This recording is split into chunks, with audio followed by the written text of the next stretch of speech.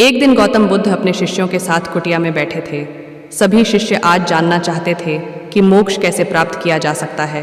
इसलिए उन्होंने बुद्ध जी से निवेदन किया कि वो आज मोक्ष पर उपदेश दें। शिष्यों की बात मानकर बुद्ध जी ने एक कहानी सुनाना शुरू किया। ये कहानी थी एक जल्लाद और भिक्षुक की। अपने राज्य का मुख्य जल्लाद, जिसने बहुत से गुनाहगारों को दंड दिया था, अब वह रिटायर होकर राज्य से बाहर एक कुटिया बनाकर अपना जीवन व्यतीत कर रहा था। उसे हमेशा लगता था कि उसने कितने लोगों की हत्या की है, वह कितना पापी है। ऐसे ख्यालों से वह हमेशा घिरा रहता था। वह अपना सारा दिन पश्चाताप में ही गुजारता था। एक दिन वह रोज़ की तरह इन्हीं ख्यालों में खोया हुआ खाना खाने के लिए थाली परोस रहा था। तभी उसको दरवाजे से किसी की आवाज़ आई। उसने बाहर जाकर देखा तो एक भिक्षुक खड़ा था।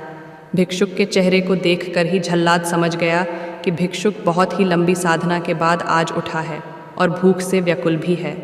जल्लाद के मन में आया कि जिंदगी भर तो मैंने बस हत्याएं ही की हैं। आज मौका मिला है कुछ पुण्य कमाने का, तो इसे गंवाना नहीं चाहिए। उसने भिक्षुक को अंदर बुलाया और अपनी खाने की थाली उसे दे दी। भिक्षुक खाना देखकर बहुत प्रसन्न हुए।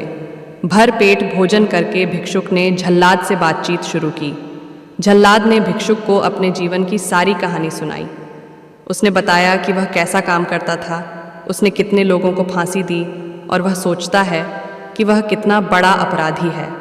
जल्लाद की वेदना सुनकर भिक्षुक बहुत ही शांत स्वर में बोले कि क्या तुमने वो जीव हत्याएं अपनी मर्जी से की थी? जल्लाद ने कहा, नहीं, मैं तो बस मेरे राजा की आज्ञा का पालन कर रहा था।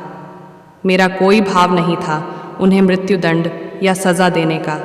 तब भिक्षुक ने कहा, तब तुम अपराधी कैसे हुए? तुम तो अपने राजा के आदेशों का पालन कर रहे थे।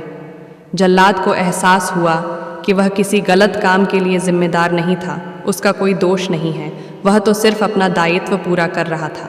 इस प्रकार जल्लाद का मन शांत हुआ। फिर भिक्षुक ने जल्लाद को उपदेश दिया और उससे विदा ले ली। भिक्षुक को विदा करके जब जल्लाद वापस घर में आया, उसकी मृत्यु हो गई, जिसके बाद उसको मोक्ष प्राप्त हुआ। इतना कहकर बुद्ध जी ने कहानी को विराम दिया।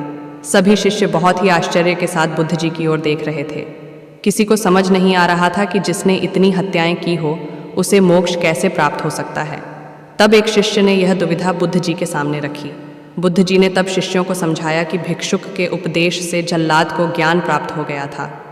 जल्लाद के जीवन में पहली बार किसी ने उसे ज्ञान का उपदेश दिया था, इसलिए मृत्यु के बाद उसे मोक्ष प्राप्त हुआ। अपनी बात को विराम देते हुए अंत में बुद्ध जी बोले, बिना ज्ञान के 1000 शब्दों का उपदेश भी बेकार है, किंतु जब शांत मन से उपदेश का एक शब्द भी सुन लिया जाए तो वह ज्ञान दे देता है, और ज्ञान से ही मोक्ष की प्राप्ति संभव है। इस कहानी ने हमें सिखाया कि अपने कर्तव्यों का पालन बिना किसी दुर्भाव के पूरी निष्ठा के साथ करना चाहिए।